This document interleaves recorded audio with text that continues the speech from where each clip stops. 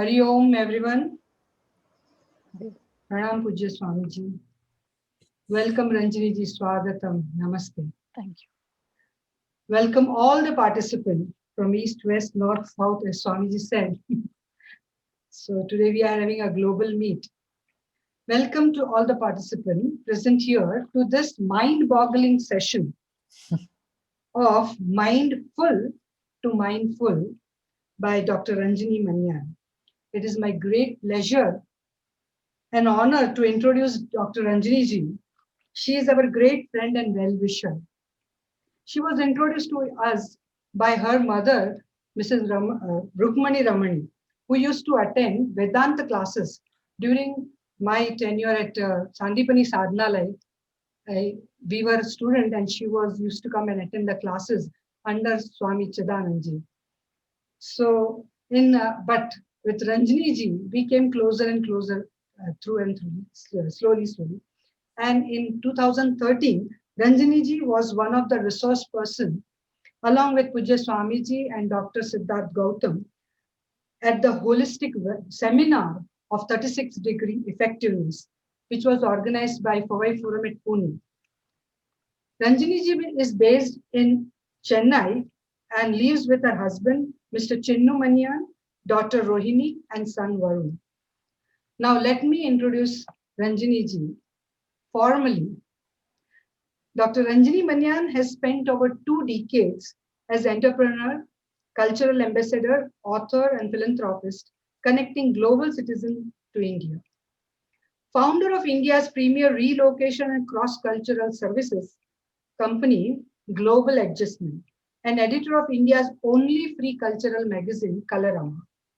She has helped over 450 companies such as Amazon, Apple, BMW, Ford to succeed in India and has facilitated the cultural immersion of thousands of worldwide business families. Ranjini ji has served on Harvard Women's Leadership Board and authored books such as Doing Business in India for Dummies, Upwardly Mobile, and Make It in India. She currently serves as a founder chairperson of Global Adjustment Foundation, whose mission is to empower women by providing them life coaching. Global Adjustment Foundation has touched over more than 70,000 lives in the past 2 years in disparate groups such as homepreneurs, IT workers, nurses, police, soldiers, students, and teachers. The foundation's goal is to maximize emotional, physical, and leadership skills for millions of women. Someone's mic is on.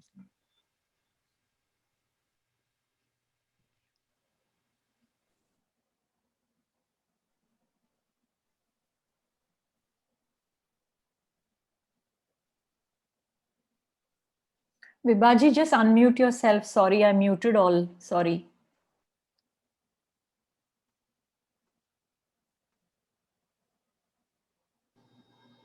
Thank you, Vibhaji.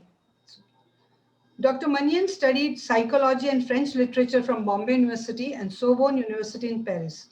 She holds an honorary doctorate in literature, recognizing her leadership in promoting cultural understanding across the globe. And one secret, Swamiji will tell at last, that what more she is doing on the spiritual basis. Yes, Swamiji, during the last session, review of this class, Swamiji will tell that what more she is doing. Hari Om. Hari Om. So now I request Ranjini to take over and enlighten us how to become mindful from this mind of us which is full. Hari Om. Hari Om, Vibhaji. Thank you for that very, very generous introduction. Dear friends of Powai Forum, it's an honor for me to be part of the 200th webinar. What a wonderful milestone by our Pujya Swami Chidananda. And to have me come and be part of this forum to share some thoughts. It's his compassion and love for all of us that he gives us a chance to always share such milestones. So it's wonderful to see that we have 61 people already on this group from all over the world. But I'll tell you, I'm only nervous about one person, that is Swami Chidananda. Now, how to talk all this that I know, something mindful and this and that. He has taught me more than 80 to 90% of what I know. And my balance 10 or 20% life has taught me, right? So really, it's choti muh badi baat, as we say in Bombay. But I'm very, very happy to share whatever ideas I have. And whatever I speak about is usually just really practical things that I've applied in my business life, in my home life, and I've tried to work in now in the philanthropy, helping women to be confident and be able to be productive in the workforce in India. And so, whatever I share, please see if it translates into some example in your own life. Feel free to share that with me or with us mutually, because if it is a dialogue, this conversation will go very well. Sometimes I will pause and tell you, come put it into chat. Feel free to put things in chat if you're comfortable with that mode, or if Vibhaji allows that you unmute and ask a question, or that you say something, you're also welcome to do that. So if I do have a few slides that I put together, just some pictures that I enjoy sharing, I hope you will allow me to share those just as a conversation guide for us on the topic.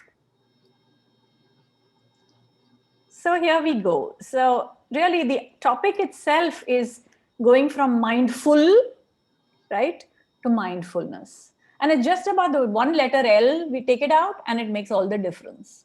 So what is that taking out of that letter L, and what is mindfulness?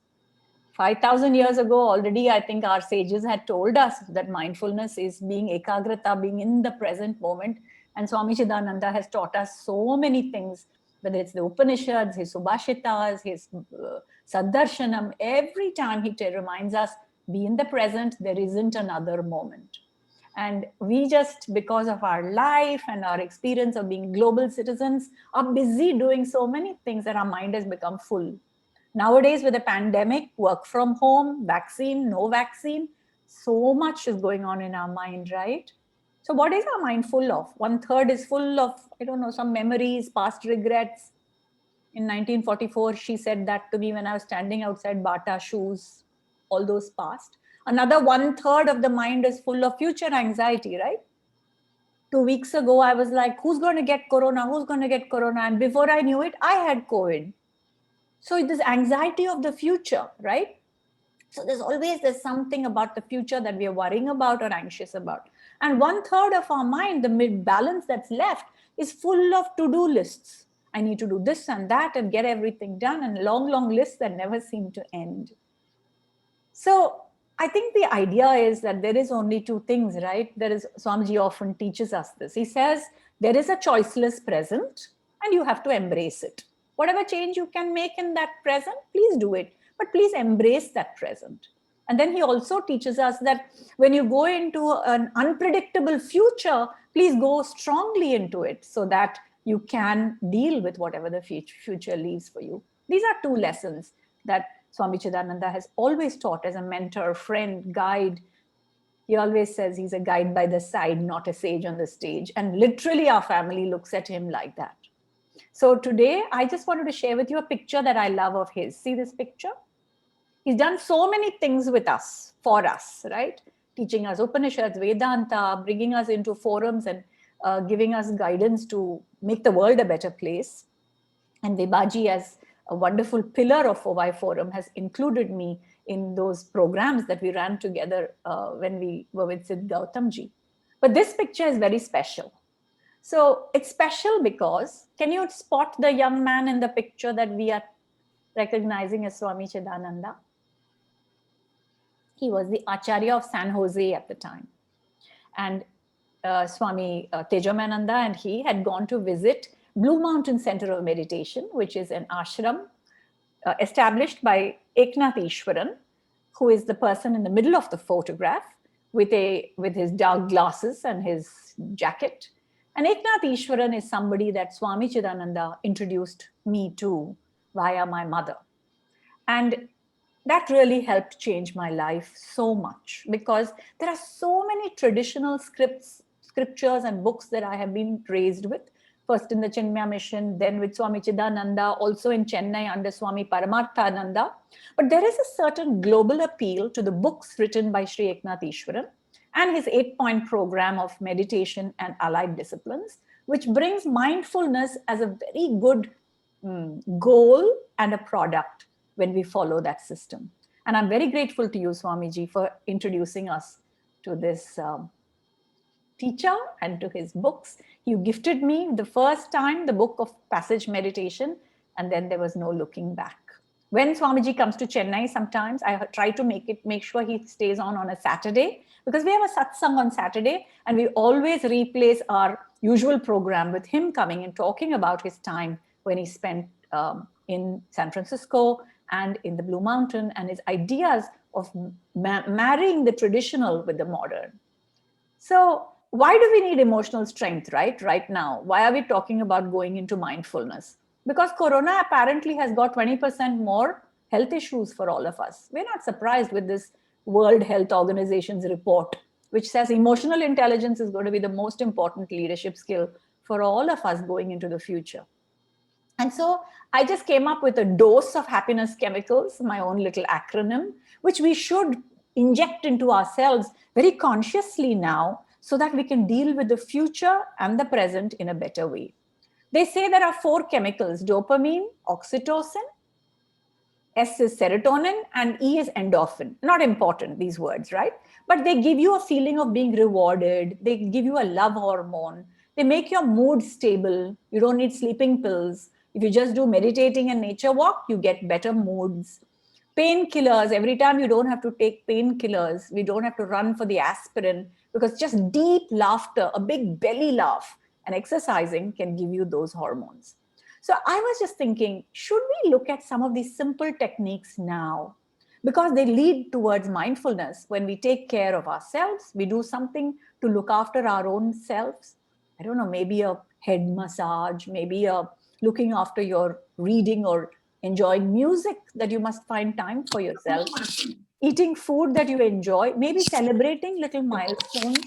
All these are little examples of what you can do in the present moment, more of, so that you enjoy more of the dose of happiness chemicals. So I'm going to now ask you all, please take a minute and write into the chat, what of these are you already, you're probably already doing all these things: hugging a baby or a pet, giving a compliment to somebody because that makes you feel happy.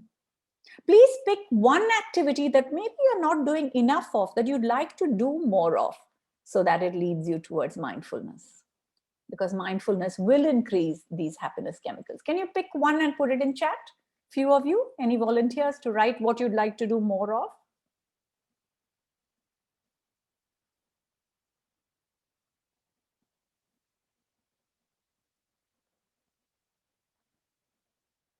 Laughter. Yes, Venkatakrishna, that's missing nowadays, no? And when we laugh, we want to close our mouth and laugh. Why? Open your mouth and laugh loud. Let them see your teeth, no? So what? Nature walk. Absolutely, Ramakant. That's great. More we do that. And you're right, we're not exercising enough. We really have to do that, because that's automatically going to keep us in a better mood. Jyoti agrees with laughter too. Smile more often. Absolutely. Absolutely. Takes only 2 muscles to smile, apparently, and 50 muscles to frown. So we might as well smile more. Priya, you want to do all? Good. But it's nice to pick one and try to say, I'm going to try more of this, at least for this next 1 week. That helps a lot, right? And you sing a lot to feel good. Nice, Sridhar. I'm happy that you're spending time doing these things that naturally give you happiness chemicals. So thank you for interacting. This is exactly what I love about the 4Y Forum. And what Swamiji told us many years ago has always remained with me. He said there's a very small difference between these 2 words in Sanskrit, right? You know the word called chitta and chinta, right? Chitta is funeral pyre, we know that. And chinta is worry. And he often used to tell me, you know, Ranjini, at the end of your life, your chitta can burn you only once. But if you don't stop worrying, then chinta burns you throughout your life. So do we want to be so burnt out? Why are we sometimes feeling burnt out? Why are we waking up in the morning feeling tired after sleeping for 8 hours? Because the worry machine is running. We can get rid of this if we stay mindful. I want to tell you a very sweet story that happened last week in my garden. See this bird? It fell down from the sky and I thought it was a dead crow. So I told my security guard, please come and pick up the bird. I think one crow has died. But look, when we picked it up, how that crow was looking. It had a green beak and a red spot.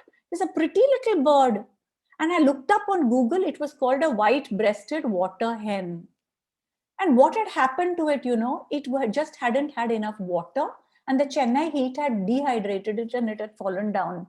So we force fed it water into its beak, and you won't believe in 10 minutes it stood up first on one leg, then it stood up on both legs. It still didn't move at all. And in about 20 minutes, before we could look at it, it was way up in the sky. It reminded me as a very good example of how we are burning out our mind, and maybe hydrating our mind is the key now, just as we hydrated this bird that fell down. So if we can look at some examples, how do we hydrate our mind? How do we become mindful? So what is mindful, right? It's being mindful is being completely in the present, being conscious of your thoughts. What are the thoughts you're having just now? Who is this lady? How can she come in this pink dress and be talking about this? Swamiji knows so much more. That's one thought. Then the other thought is, actually, it may be interesting. What are some simple techniques for mindfulness? So all these thoughts, become aware a little bit more in the present of what is your mind telling you in thoughts. And what are some feelings you're feeling just now? Maybe what are some body sensations we are feeling? All of this brings us to become more mindful. And there are two tools that we already know, and I'm sure we already practice, right? We begin our day with meditation, and that is the very fulcrum of our existence. To become mindful and to have an emotional strength, we absolutely have to start our day with meditation. Swamiji has guided us in meditation so many times, so beautifully. And I'm sure most people in 4Y Forum do practice this. And the second thing of just be, I'm saying just be, the two tools we need to have, right? Begin your day with meditation and end your day with gratitude. I'm sure this is also a practice we all have. But I'm talking about a mindfulness technique called a gratitude journal, which helps you to enhance emotional strength. So that is my little gratitude journal. I keep it by my bedside. And every night I write into it 3 things that I'm grateful for today. So can you all take a minute, maybe 30 seconds, and write into the chat, what are you grateful for today? There's something therapeutic about writing what you're grateful for. So please try this exercise.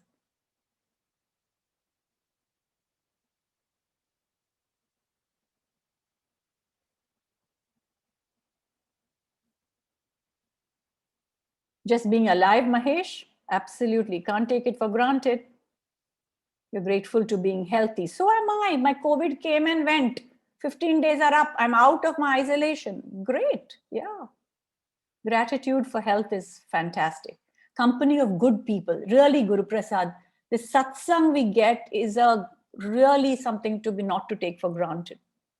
You're grateful to your parents, Rashmi, and knowing Swamiji. Absolutely. Good food. Yum. Yes. The masters who have touched your life. Absolutely. You're happy that tomorrow is going to be another day. Yeah. Good sleep. Nidra Devi, thank you for coming every night and giving me the chance to go back into my real self. Yeah. Just grateful, Gargi, to be alive, right? Mahesh, you are grateful for your family and your pet. Oh, you sound like my husband. Everything begins and ends with the dog in our house.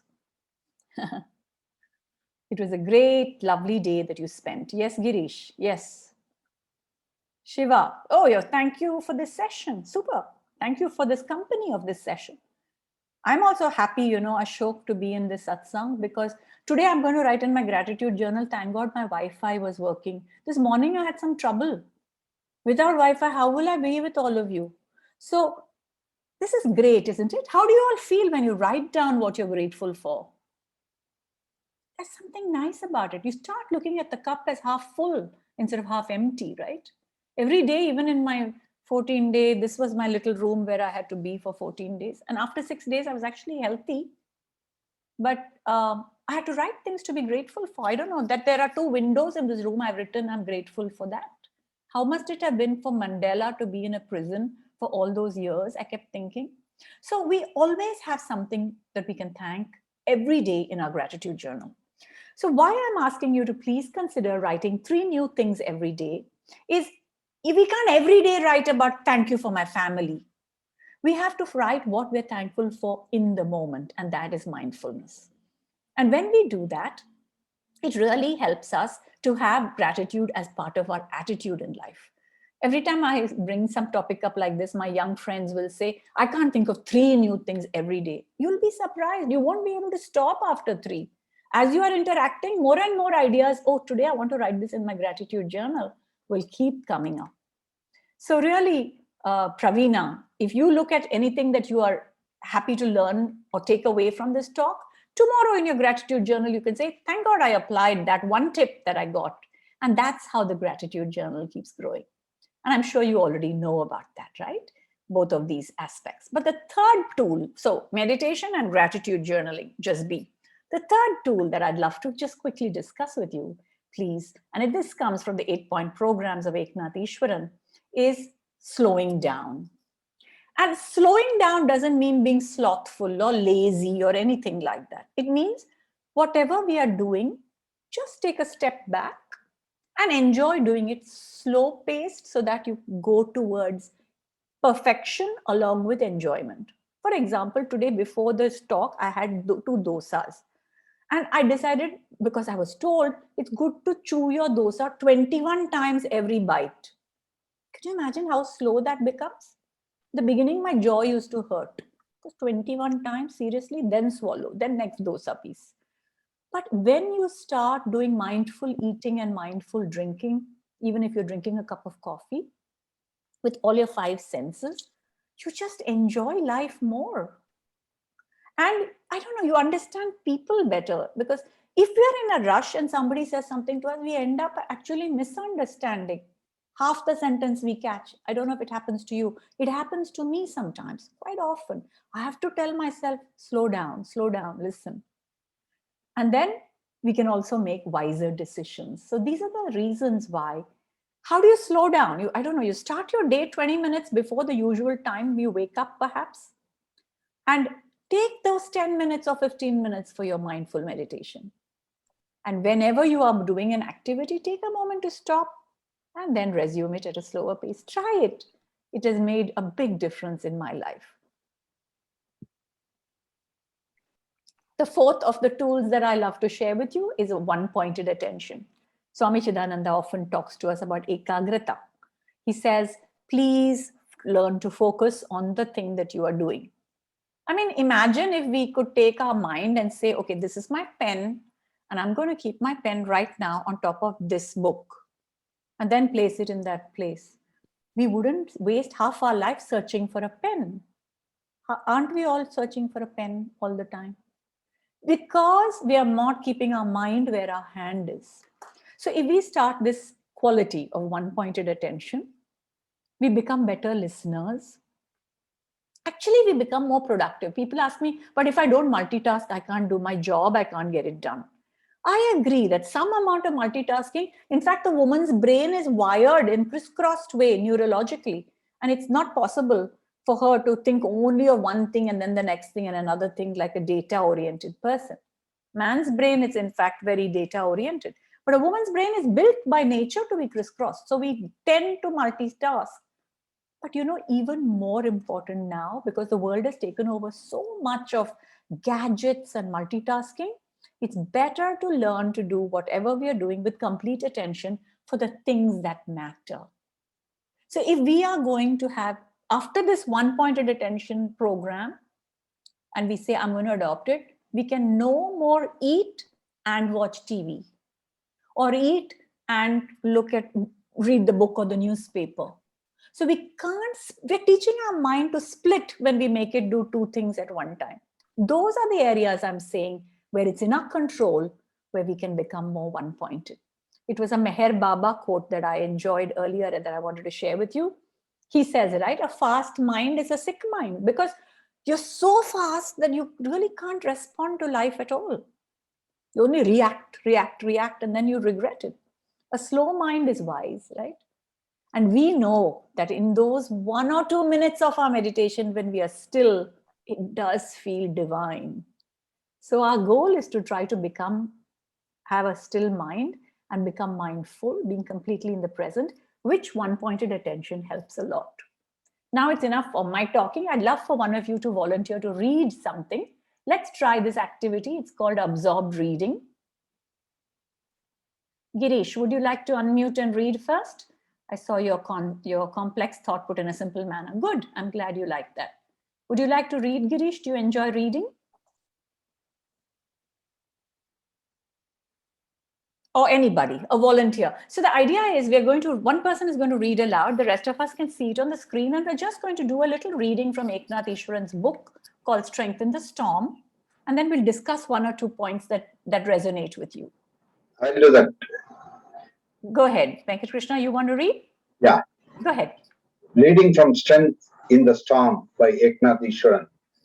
The repetition of a power word, mantra, brings an angry mind back under control so that we can be more patient, more constructive. If we were to ask the Buddha why we lose control at times of anger, he would point out the mind never was really in our control in the first place. The very nature of the mind is to be fickle, distractible, constantly in motion. In a word, to do whatever it likes. What do you think of that? Any phrase that applies to you, or you have an example, or you enjoyed it? I'm midway kind of thing. Sometimes it's under control, sometimes it is not. But I think the foray into spirituality has helped to some extent. It does, right? It does. Finish the reading, please. It can't bear not having its way. It can't bear to be contradicted. So it gets angry and lashes out with hurtful words. Most of us would be unaware of the underlying message. You aren't worth my respect. My ideas are superior. You don't count. That's what we're apparently saying. Can you believe that? I mean, we're subtly saying you aren't worth my respect. But that's not what we want to say, isn't it? Yeah. We don't mean it, but I think that's what we convey. Yeah. So just becoming aware of that. And when we use the repetition of a mantra, it brings our mind back in control and we can become patient, right? Thank you. I enjoyed that reading. Who would like to read the next para?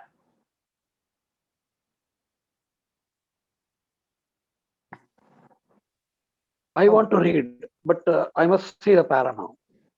Can you see it? Is that Girish? Who is it? Yeah, I'm Girish. Yeah, Girish. Can you see the para, please? One moment. Is it visible to you now? Not yet. This is the one, strangely. Can you see strangely? So far, I didn't get it. No, ma'am. Okay. I'm unable to get it. I don't know if I'm making any mistake. I'm sorry. I'm sorry. Can someone else, anyone else who can see it, would you like to read it? Yes, I will. Okay, go ahead. Sorry, yeah. Girish, you can listen in. Yes. No, I can see it.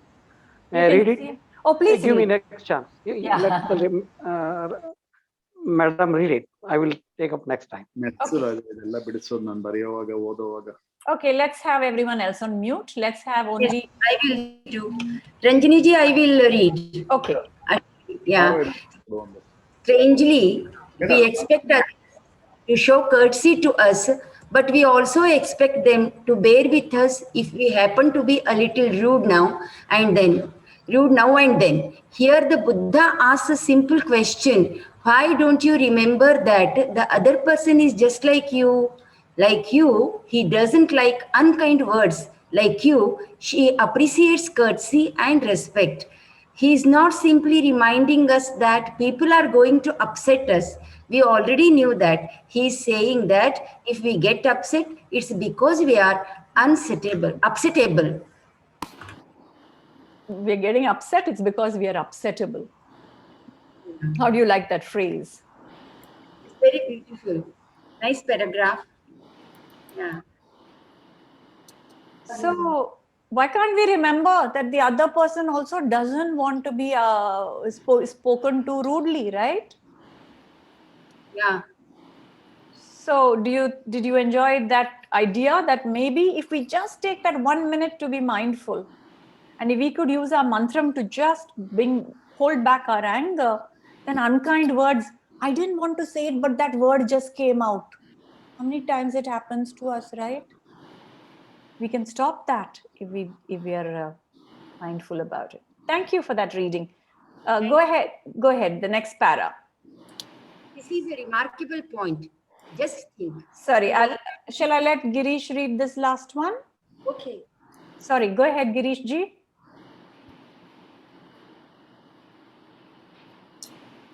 This is a remarkable point. Just think, you don't have to be upset in the upsetting situation. All of us have times when life doesn't bother us, and other times when one wrong word sets off like a volcano. What makes the difference? Any reaction, please? Yeah. Shall I go with the second para? Yeah, please go ahead. Only our state of mind, which we are learning to control. This is the benefit of practicing kindness. It may not have an immediate effect on those around us, but with practice, it becomes a shield so strong that other people's behavior will not bother us at all.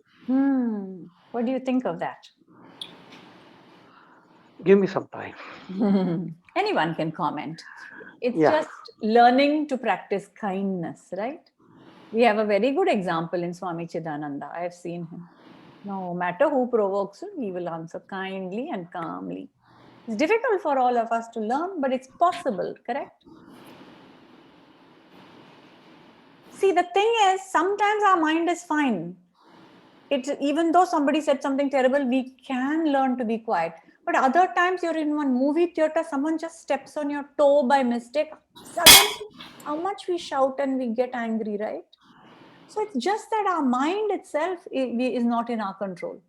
And that's why the habit of learning to be mindful, using these techniques, totally helps us to live a fuller life.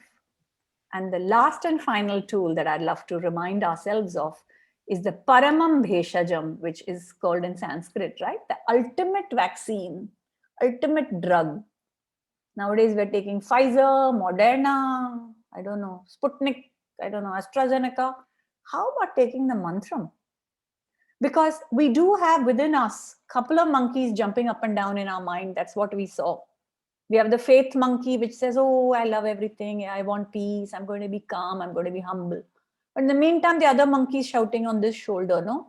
How can you be calm? You remember how he treated your brother? Or the pride monkey. So there's the ego monkey and the faith monkey. Both are fighting inside me. And the father is telling the children, and it's fighting inside you and in every person, right? And then the girl asks, yeah, but which monkey wins? Which monkey wins? Is it the faith monkey or the ego monkey? They're all the time fighting in our mind. What do you think?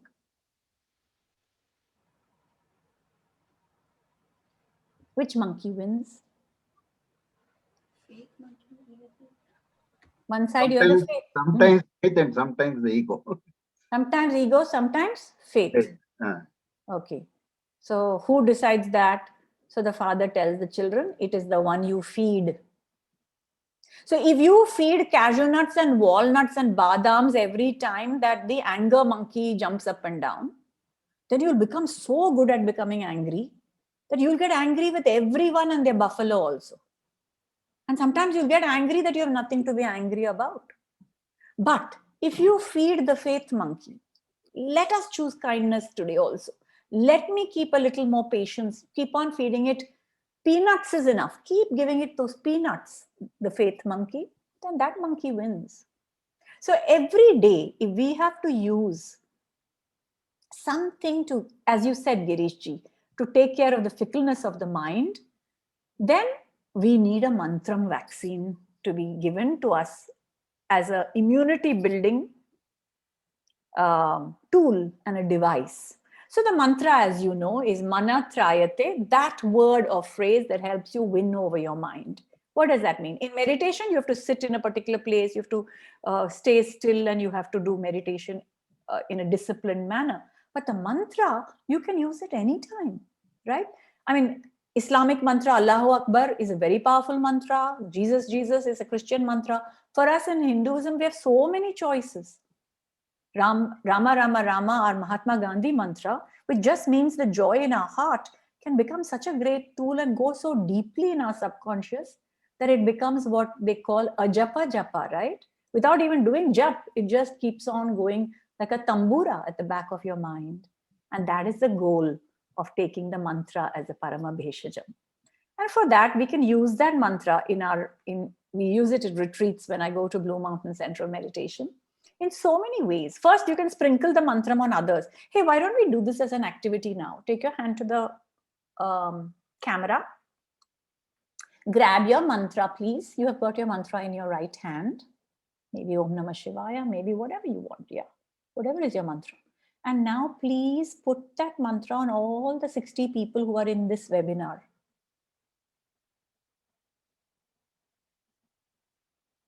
Are you doing it?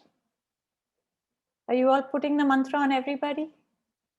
Please, for me too. Thank you. How do you feel when you put mantras on others? Feel happy, right? We like to do good for others. It's natural human nature. And when you're mindful and in the present, you can do so much good to so many people. So there are so many little ways that you can use the mantram, little activities every day. When you're doing mechanical chores, please use the mantram to say it in your mind. When you go for a walk, your mantram, your breathing, and your steps of the rhythm of the steps will all align. Or you can do a mantram art. Like I sometimes draw the map of India and I write fully inside my mantra so that the mantra should go and reach all the suffering in India, because now in India, there's a lot of suffering with COVID. Or you can definitely fall asleep on the mantra, right? There's an arrow's entry, apparently, between the last moment of being awake and the first moment of falling asleep. You just have to shoot a mantra into that. And then it remains with you through the night and just carries on. So I hope that some of these tools have been little reminders for tools that we could use for mindfulness. And we can end, if you like, with 5 minutes of a meditation practice just to demonstrate mindful meditation, if Swamiji gives me permission. But I just wanted to go over the 5 topics that we discovered. Meditation on a passage is the silent repetition on memorized passages from any of the world's great religions. Our gratitude journal and the absorb reading we just tried. bmcm.org has got many readings like the ones we just did. And you can read it with a partner or a spouse or a family member. We read 2-3 pages every night before dinner, my husband and I, and it helps to see the cup as half full. Repetition of the mantra, of course, helps break conditioning. We're so conditioned to getting angry, getting upset, that we have to keep on doing the mantra to break that conditioning. Slowing down, we talked about setting priorities so that we can reduce our stress a little bit, right? And finally, the one-pointed attention, which is just giving our full concentration to the matter at hand. Those were the 5 points for emotional strengthening to go from mindful to mindfulness. And while we have 5 points, I also want to tell you about 5 people. Please pick top 5 influencers who keep your emotions strong. Number 1, Swami Chidananda. Okay, that's done. Now the other 4, please pick those that don't make you more tired, right? Because you become the average of the 5 people you spend the most time with. And these people will actually invade your consciousness and break down your resilience if they are not positive influences. Sometimes it's a family member and you have to quietly be able to spend less time with them so they don't suck up your energy, right? Kindly and patiently do it. So I leave you with those 5 daily influencers and 5 topics. And I'll leave you my contact if there's any questions or anything I can be of help. There's a YouTube channel we have called Champion Woman. Always welcome to be in touch with us if we can be of help. And I thank Swamiji and I ask him, do we have time for 5 minutes of a meditation, or shall we at any We question? do have. I'm sure people will highly value it if you can take the group on a 5 minutes meditation. Yes, Please- Swamiji. please Yes, move. Swamiji. Yes, Swamiji. And I'll answer questions after that, Ashokji. I saw you put a question. We'll do it after that. So please take a few minutes now. I'll stop sharing. And I request you all to put yourselves on mute, or I will mute all.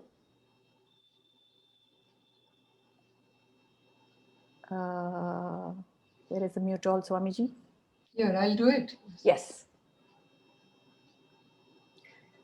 So please take just a few minutes to sit in any comfortable position with your head, neck, and back in a straight. And please gently close your eyes, keeping your hands open loosely on your lap. And just focus on your breathing. Take a deep in breath and a long out breath. In this mindfulness passage meditation, we are simply training our mind to do what we want it to do. So gently bring it to focus on your breathing now. Be aware of your belly rising and falling gently, of the air in your chest expanding. Focus on the cool air now at your nostrils. See how effortlessly it enters, and the warm air that leaves. Just focus on your breathing.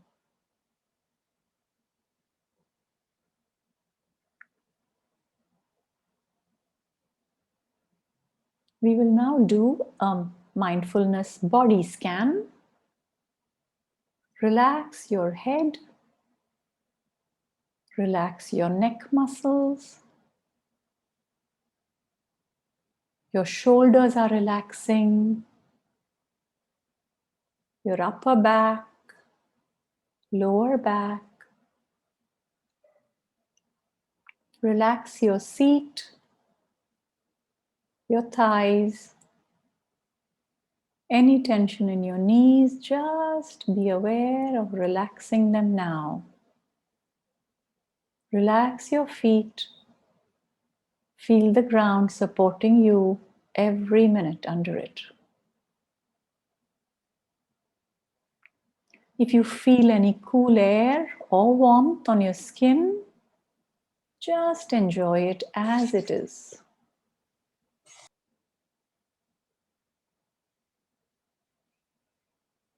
Be aware of any sounds nearby or far away with no judgment at all. Just let it go. Everything is in its right place right now.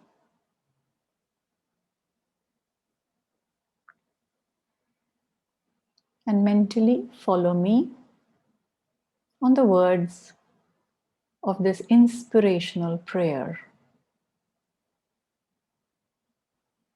When we use inspiring prayers, we become what we meditate on. Lead me from the unreal to the real. Lead me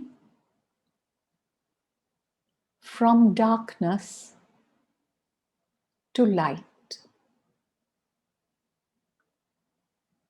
Lead me from death to immortality. Mentally, just go over these 3 points. Lead me from the unreal to the real, from darkness to light, from death to immortality.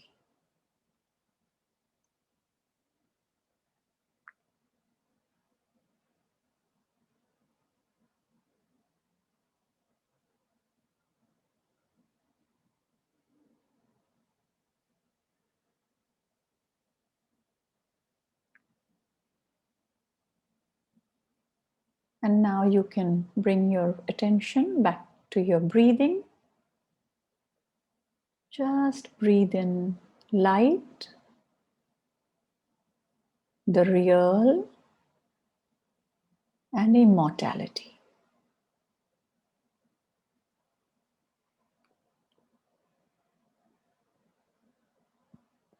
When you hear me ring a soft bell, you may gently open your eyes at your own pace. With a big smile, greet this world, filling your heart with gratitude.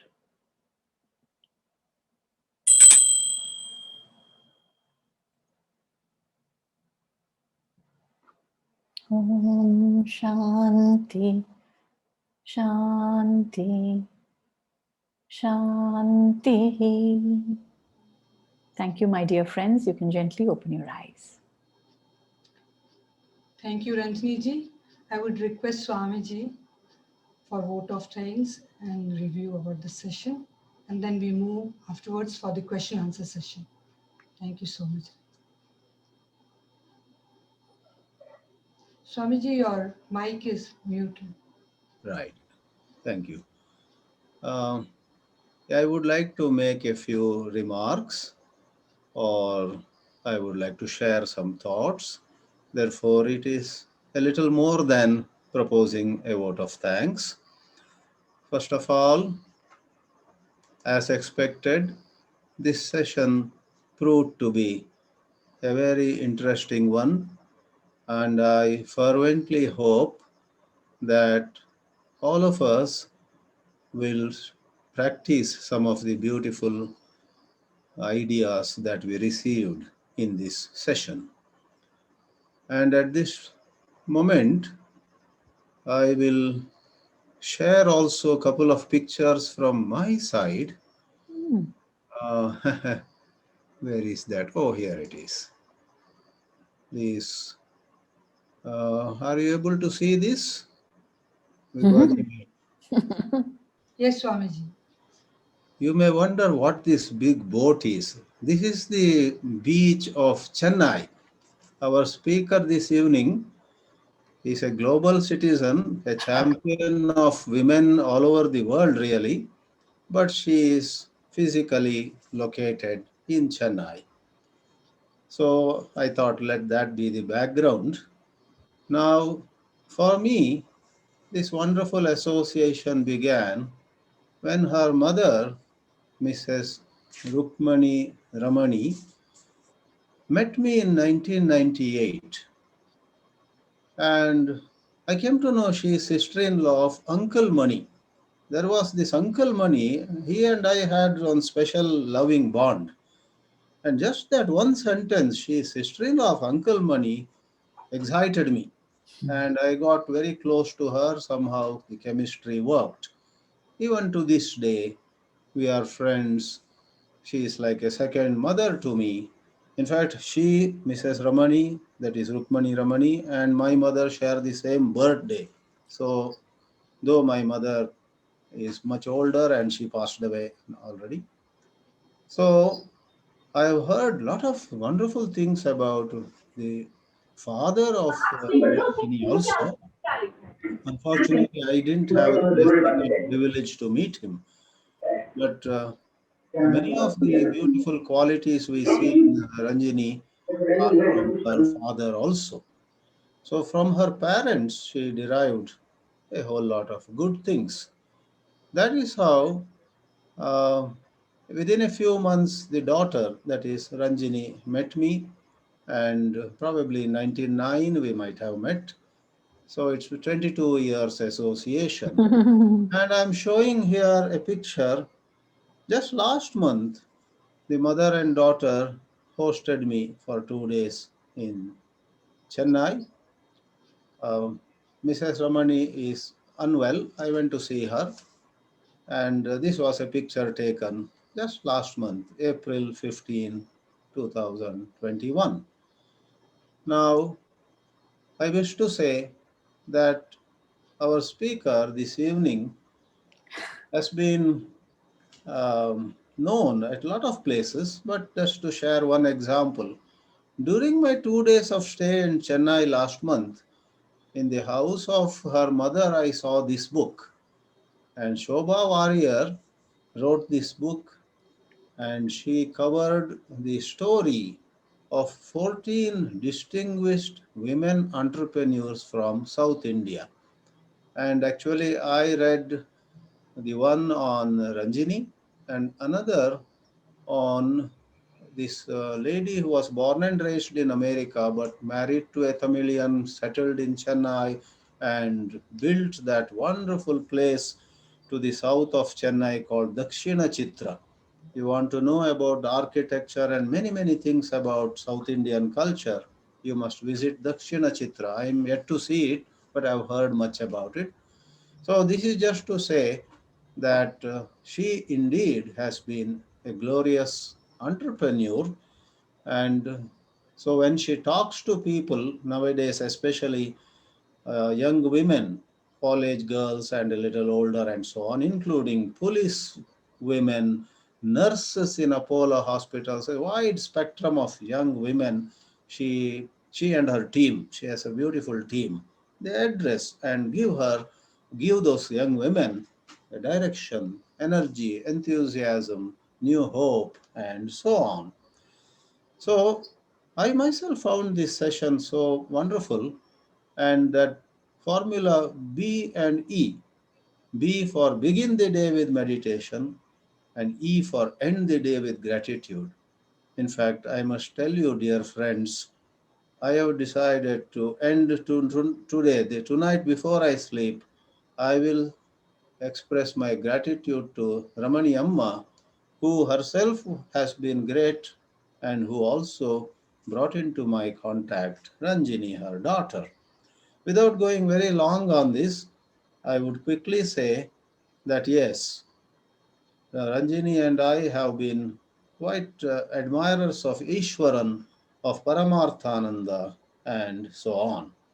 One thing I would like to say about Ranjini is not just all her public appearances and programs, lectures, so many of them are on YouTube, but I have seen her last 22 years. She pays very good attention to family members, older people like her mother and her aunts, and younger people like her son and daughter, and to her husband. She balances this, attending to family and to her profession, her cause. She balances them so well. That's so beautiful about it. And in 1995, with an American woman, Joanne Husky, she started this global adjustments. And right time, she handed it over to Rohini, her daughter. Now, Ranjini oversees Global Adjustments Foundation for the noble cause of empowering women, especially in India and anywhere for that matter. I conclude these words of my sincere appreciation with homework for all of you, dear participants. See in what way you can also do a little bit for the cause for which Ranjini is now working, empowering women. My own heart goes for women, our sisters, our mothers, our nieces, our aunts, women. My heart goes to women who historically, over centuries, over thousands of years, were put to a lot of disadvantage. That's not fair.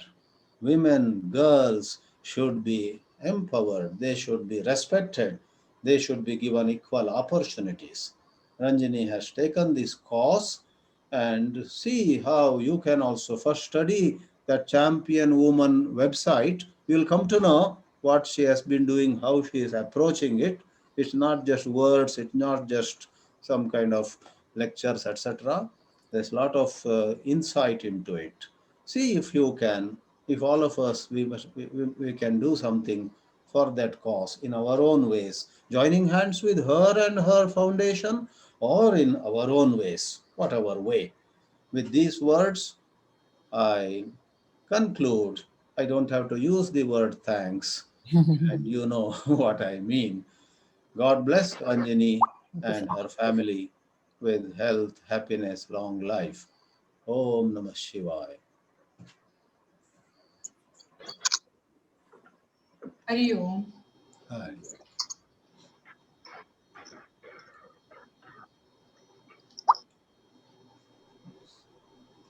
Yes. Now we can start with the question answer session. Oh, stop. Swamiji, what a nice presentation. किधर से सब photos लिया? Very nice. Swamiji, super. Thank you so much. Such a surprise. I want this part of the recording to show my mother. Yeah. Thank you Sure, so I much. will Swamiji. give you. I saw one or two questions in the chat. If you like, I can try to answer them. Swamiji Sure. will help answer also. Somebody says, That's a good way to begin. yeah, Swamiji, somebody says, Purna Raoji says that I'm getting angry nowadays during lockdown when people are not listening to rules. I agree, but frankly, anger has to be used as a tool, Swamiji often tells us, to be able to win the cause, not to make ourselves sad and stressed out, right? So, Purna Raoji, if it is making you angry and you're taking some action, using kindness also, but taking some action, that's great. But if it's going to eat us up inside, then that's not probably going to help us to be mindful, right?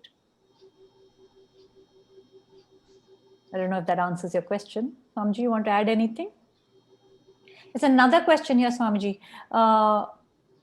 Thank you for a session. I have one question for mind is our best friend who warns us of trouble ahead or uses intuition to make us see if something is amiss. If we slow it down, then are we not killing our mind's natural tendency? Very good question. So I will just say one line and then let Swamiji guide us on this one. I think actually when we are in the moment and completely aware, intuition is something that gives us a red light goes off saying, hey, there's something going on here. That person's body language is not right, or this person isn't looking like he's comfortable. We can read all those signs only if our mind is a bit slower. So what I meant by slowing down the mind is becoming more conscious and being in the moment, so that actually we can use that intuition for better and for good. Swamiji, what's your take on it? Yes, I think the question is connected to the difficulty in distinguishing between unhealthy suppression and healthy control. All of us have this difficulty because we do not assess ourselves properly. If we suppress our desires, then it can lead to undesirable effects. But if we control our desires, if we control our urges, it can lead to a further growth of the personality. So all I wish to say is everyone should carefully try to see, am I suppressing or am I controlling? Control is good, suppression is bad. If sometimes you feel you are suppressing, you badly want to eat a dosa, and you know, then go and eat two. You should not suppress. But some other time where you have already had good food and again you want to have one more and then another more, then you should know that that is a time to control. One must judge properly.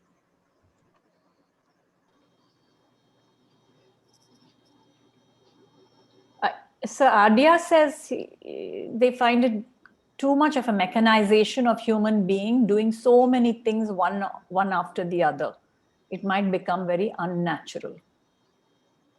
So you're saying go with the flow, Adya ji? You're saying, is there a question? Is just a comment? Yeah, can you hear me now? Yes. Yeah, actually, I am also a disciple of Swami Chidananji. I have known him for a long time. What you taught, in your class, especially the meditation, and I have been listening to Swamiji for a long time. And what you taught today is very nice. One thing I am having this is my personal thought, that doing so many things like one after the other, being watchful, doesn't it make a person kind of very mechanical, kind of not being spontaneous? And sometime no, maybe I'm not asking the question or not putting in the right perspective, but sometimes just taking it easy and kind of Swamiji says that be in your element, and who am I inquiry. He sometimes taught that go away from the ego and just watch and everything. So what you taught is that was just my confusion, that uh, doing so many things step by step like a machine or like a programming type of thing. I sometimes that is my own perplexed type of my own confusion. No, So no, I Adya want ji. to No, bring it's it fine. into It's fine. No, it's fine. I think you're saying if I have to remember to do 1, 2, 3, 4, and 5, it's too much, right? It's going to be so mechanical. I can't be living that's like what this. kind of sometimes I want to live spontaneously, you're saying. That's fine. Swamiji always tells us that. He says, live with spontaneity. And he told us that in his comment just now. Don't use suppression. Use it with a natural flow. Go with the natural flow. It's just like a GPS. It's a guru positioning system we are giving. That's all, right? Slow down, put one pointed attention, please do I got meditation. it. Yeah, you ऐसे answered it. हाँ तो गुरु positioning system है अभी where you're turning right and where you're going left is up to you, because you probably already know this a lot. That's why it's difficult to speak to wise audience like you, but it's just a quick reminder of some simple techniques, that's all. Yeah, Swamiji, I think Jyoti Varma has a question. She's raised her hand. Yeah, sure. Yes. Hi. Namaste, Ranjini. First of all, thank you so much. Thank you. Can you hear me proper? Yes. Okay. First of all, I'll be visiting your YouTube presentations. Very worthy cause that you're working for. I'm an admirer of those, and I wish to contribute if I can in any manner for empowering the women. My question to you is that while you're doing all this good work, how do you stay away, not having any doership? Because we talk so much of ego, and any little thing that sometimes I do that comes in my mind, oh my God, one way I'm thankful I had the opportunity to do something good for other person. At the same time, that doership aspect comes in mind. And while we study this Vedanta, that's one thing that we have to cautiously stay away from. Yeah, no, it's a lifelong consciousness that we have to build, right? So mentally, before I start any webinar, I use, Swamiji has told us this one line from the Bhagavad Gita, no naiva kinchit karomi iti. That is, whatever you're doing, you are not doing. You're being acted through. You are an instrument. Please remember that. And when I finish any webinar, before I leave this chair, I always say the sloka that, again, he has taught my mother and me for years, right? Kayena vacha manasindriyerva, right? Whatever I do, Narayana eti samarpayami. So you try to bring that thought consciously before you start whatever you're doing and when you end whatever you're doing. But Jyotiji, let me not pretend to not be happy if people like my speech, okay? If I say something and 3 comments have come, I enjoyed it, of course I feel happy.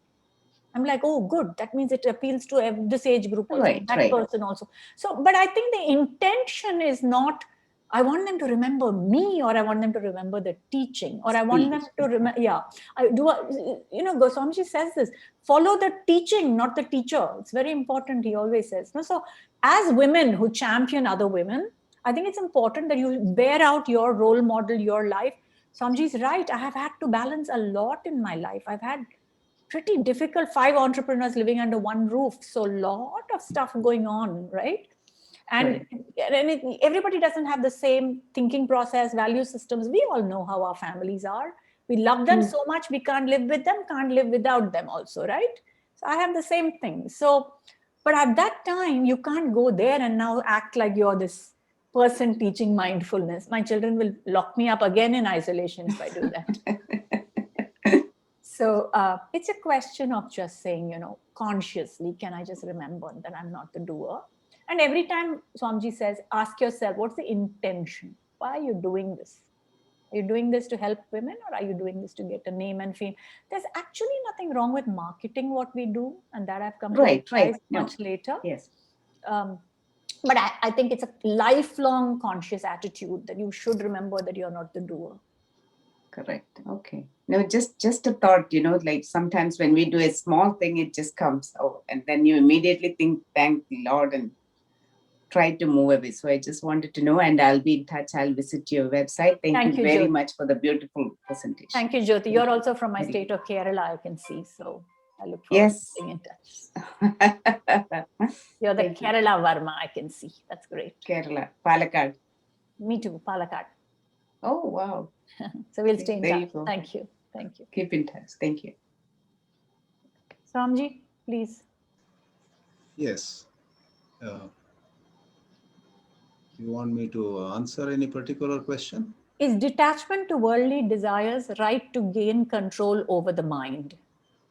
Is detachment to worldly desires, Girish ji is asking, the right way to gain control over the mind? Oh, yes, yes. No doubt about it, but everyone should be clear whether that so-called detachment is in right proportion, whether it has gone too far to be insensitive to the needs of people around us, or to the extent of suppression of our own urges. So as long as one goes about detachment in a mature way, that is the way to progress in spirituality. Because words can sometimes be very deceptive. I think I am detached, but all my friends say you have become so indifferent to everybody nowadays. Or some other way also. I think I don't have detachment, but it may not be so. In all these things, I would say in one sentence, a lot of self-examination is required. Therefore, lofty teachers like J. Krishnamurti emphasize only on self-awareness. But they emphasize it so much and leave everything out. A lot of people are not able to make head or tail of their teachings. Otherwise, they are true. If you are aware of what your mind is doing, everything will fall in place. But how many can be aware of the play of their mind? So most of us require some concrete exercise. Like you gave this meditation, Asatoma Sadgamaya. Yes. And for you further simplified it by avoiding Sanskrit, darkness to light, and from false to the truth, and so on. I'm sure everybody was totally at ease with it. So we need to, speakers like you and me, have to simplify and cater to the audience at their level. Swamiji, this is Adya Tripathi. Thank you, Swamiji, for a very beautiful clarity on the point. Thank you. And can I ask one quick question? My name is Adya Tripathi once again. This Adya Tripathi, by the way, lives in San Francisco Bay Area, and like his name Adya is, generally he is the first one to ask questions. Adya Adi mein, shuru mein hi sawal puchte hain. Okay, Adya ji, go on. Thank you, sir. Pranam Swamiji, namaste. Or Swamiji, I have this question. There is a very big lofty literature on Shankaracharya. He took tremendous pain to defeat all the Buddhist scholars and monks of his time to re-establish Sanatan Dharma, our Hindu religion. I wouldn't call it Hindu religion, but Sanatan Dharma. And now some professor at JNU, he has written, he writes a series of articles that now a lot of young people going through Tibetan Buddhism, Dharmsala, Dalai Lama is propagating, then there is Vipassana, then there are other ones, Mahayan. So he was saying that in a very gradual, settled way, could it be a part of that we should become more aware that everywhere they are all inserting Buddha, in all the Sanatan Dharma, in all the young minds. So he was just cautioning that Shankaracharya went through great pains when, so he said, like East India Company came as a, with business pursuits, and then they captured the whole country. Likewise, Buddhism re-insurging into the young mind. So Swamiji, I just wanted to quickly bring it to your kind attention. Forgive me, Swamiji, for disturbing too much. I think such a question should be taken separately in another session. It is not coming close to the topic of the evening. We will take it up in some other webinar. Thank you, Swamiji. Namaskar, Swamiji. Namaste. Swamiji, Shahid Parvez Syed, one question only we have not taken. If you like, we can read that. Thank you for a session. No, I'm sorry. That one we answered about intuition. We answered that.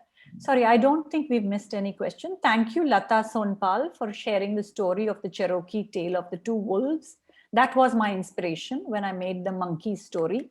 I applied it to India because we always apply our own, and I made an artist in Kerala to draw those monkeys and write it out. It was very much a Cherokee story too. Thank you for bringing that to our attention.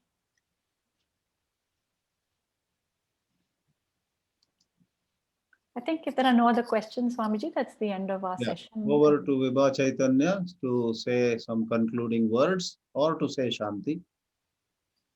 Thank you, Ranjini ji. Thank you very much. And really, it was an enlightening session. And we will try our level best to remove what is full in us to make it mindful. Thank you very much. Hari Om Swamiji, Pranam Swamiji. Vibhaji, Anandji, you know everything. But it was nice for me to share my ideas. Thank you very much. Swamiji, photo lenge? Swamiji, Yeah. photo lenge? 4-5 लिए हैं. ले हैं, तो बस है, बस है. I want to show my amma, that's all. I love to show my mother. I told her we are coming to the session today, so I would love to show. I will send you the recording also, video recording. Thank you. Thank you very much. Hari Om, Pranam. Hari Om. Thank you very much. Thank you. 200th webinar, Powai Forum rocks, right? Yes. With all for everyone, including audience and speakers. How do I get the recording of this session? Where do I get it? This video will be put on YouTube also. By tomorrow night, it will be done. It will be on YouTube. Yeah. The Powai Forum. Thank you. And the playlist is webinar. Thank you. Thank you, Vibhaji. Thank you. Welcome. Thank you. Hari Om. Hari Om. Bye-bye. Hari Om. Good night. Hari Om, Samji. Hari Om, everybody. Thank you very much. Hari Om. Hari Om. Hari Om. Hari Om.